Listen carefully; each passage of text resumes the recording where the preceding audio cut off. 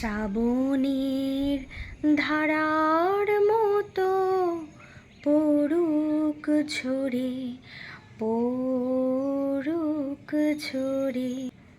সুপ্রভাত সকলকে। আজ 22শে শ্রাবণ। আমরা সকলেই জানি বিশ্বকবি রবীন্দ্রনাথ ঠাকুরের আজকে মৃত্যুদিন। তো আজকের দিনটা প্রত্যেক বছরই একটু অন্যভাবে কাটে, কেননা আজকে থাকে বৈদ্যবাটী উৎসব মেলা কমিটির আয়োজিত একটা সুন্দর ঘরোয়া অনুষ্ঠান।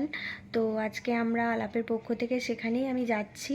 তো আজকে আমার ড্রেস হচ্ছে সাদা শাড়ি আর গ্রিন কালারের ব্লাউজ এবং সাদা হার। তো আমি এখন রেডি হচ্ছি, 10টার ট্রেন ধরবো। ওখানে সম্ভবত 11টা থেকে অনুষ্ঠান শুরু, বিকেল 3টে পর্যন্ত, এবং দুপুরের খাওয়া দাওয়া সমস্ত কিছু ওখানেই থাকে। তো ভালো লাগে এই দিনটা রবীন্দ্রনাথকে উৎসর্গ করি, কাটে রবীন্দ্রনাথের মধ্যে দিয়ে।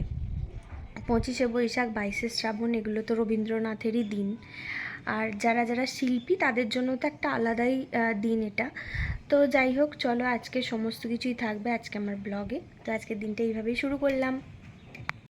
কোনো রকমে দৌড়াতে দৌড়াতে ছুটে ট্রেন ধরে তারপর শেওড়াফুলি স্টেশন থেকে টোটো করে চলে গিয়েছিলাম আমাদের অনুষ্ঠানের গন্তব্যে। তো সেখানে গিয়ে দেখি অনুষ্ঠানের প্রস্তুতি একদম শেষ পর্যায়ে। অনুষ্ঠান তখন শুরু হবে করছে। তবে এই মেলা কমিটির প্রত্যেকটা অনুষ্ঠানের একটা সুন্দর নিয়ম আছে, যেটা হচ্ছে লটারি। লটারিতে যে গ্রুপের নাম উঠবে যেরমভাবে, সেরকমভাবেই সিরিয়াল ওয়াইজ প্রোগ্রাম হবে। তো যথারীতি আমাদের এবারের প্রোগ্রামে আমাদের আলাপের নাম উঠেছিল 4 নম্বরে। তো তাই আমরা যখন গিয়ে পৌঁছলাম তখন প্রথম যে দল, সেই দলের সঙ্গীত পরিবেশন করলো। আর এই ধরনের অনুষ্ঠানগুলোতে সঙ্গীত আর আবৃত্তিটাই বেশি থাকে, নাচ খুব একটা দেখিনি।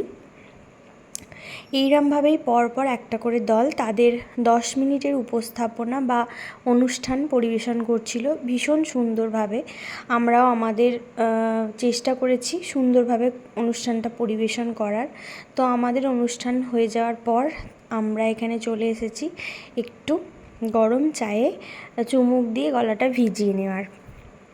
আর ঢুকতেই রয়েছে এরকম রবীন্দ্রনাথ ঠাকুরের একটা সুন্দর ছবি, তাতে সুন্দর করে মালা দিয়ে এবং সাজানো। অনুষ্ঠানের পর দিদির সাথে একটু আলাপ আলোচনা করে নেওয়া, যে অনুষ্ঠানটা কেমন হলো, কি ভুল ত্রুটি হলো। তো এই সমস্ত আলাপ আলোচনা হওয়ার পর বেশ অনেকক্ষণ গান শুনলাম। গান শোনার পর অনেকটাই বেলা হয়ে গেছে, 1:30-2টো মতো বাজে, অনুষ্ঠানও প্রায় শেষের দিকে। আর যেহেতু এটা দুপুরবেলার অনুষ্ঠান, 10:30 11টা থেকে 2-2:30 পর্যন্ত, তাই এনারা এখানে কুপনের মাধ্যমে দুপুরের খাওয়ার ব্যবস্থা করে থাকেন। প্রত্যেক বছরই এই সিস্টেমই চলে। তো এনাদের ব্যবস্থাপনা ভীষণ ভালো। তো অনুষ্ঠান হওয়ার পর এখানে খাওয়া দাওয়া করে তারপর বাড়ি। তো এনাদের এখানের আজকের মেনুতে যেটা ছিল সেটা হচ্ছে ভাত ছিল, ভেজ ডাল ছিল, আর তার সাথে ছিল ঝুরি আলু ভাজা।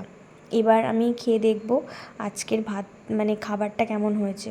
খুব সুন্দর হয়েছে। তো যাই হোক, তারপরে ছিল পটল আলুর তরকারি, আর সঙ্গে ছিল মাংস এবং মাছ। মাংস যে খায় না সে মাছ খেতে পারবে, আমি আজকে মাংস খাইনি তাই মাছ খেয়েছি। তার সাথে ছিল আনারসের চাটনি। এইভাবে সারা দিনটা গেল। তো আজকের ব্লগটা ছোট্ট, কেমন লাগলো জানিও। এবার বাড়ি যাই, তাই আজকের মতো টাটা।